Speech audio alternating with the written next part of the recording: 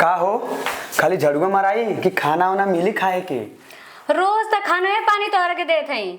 हमके जाए के बा नहीं अरे हम जाती तैयारी करे। का करे हो नहीं रे जेबू? हमारे माई बाबूजी के दयादी में शादी पड़ल बा, हम जाई बुलौले बाड़ी माई। जब अपने घर में ना पड़ल बा तो गैला की का जरूरत बा? नाते के नात पनाते के ठेंगा जोड़े लू तू। हाँ जोरब हमके पूछे न लोग तो हम जाई बस बस कोई दिन जाए तो जाए जा, तू खाना खा चाहे मत खा। ये मैं रारू से ना एकदम हम परेशान हो चुकली। जब देखा घर में किच किच किच किच करत रहले एकदम हमें से अता चुकली। काहे के हम बताई कि हम देसी बोल ना करे जाति के आई बार हो,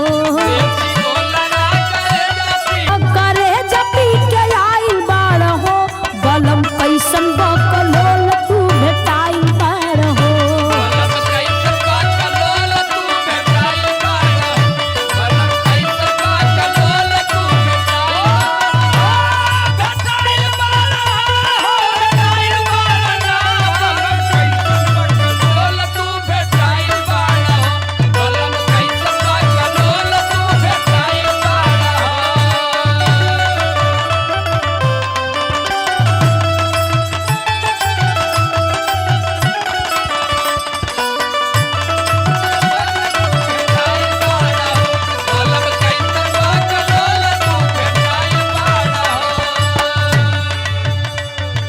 नया नौ कन्या बालू मानतनी बचनिया,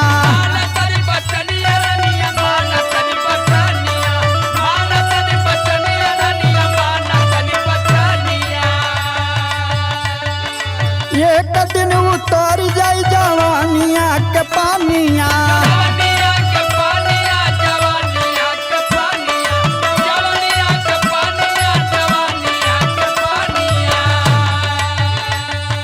बोल कैसे के करा पे धधाइल बाड़ू हो, काहे नहीं हर जाए खातिर के पेन्हाइल बाड़ू हो।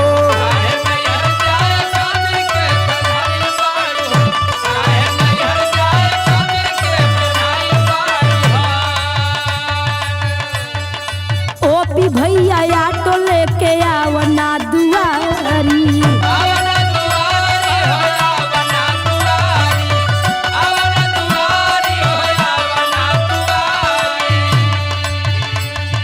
ससुई अनारी मोरिया भोर लेके बारी।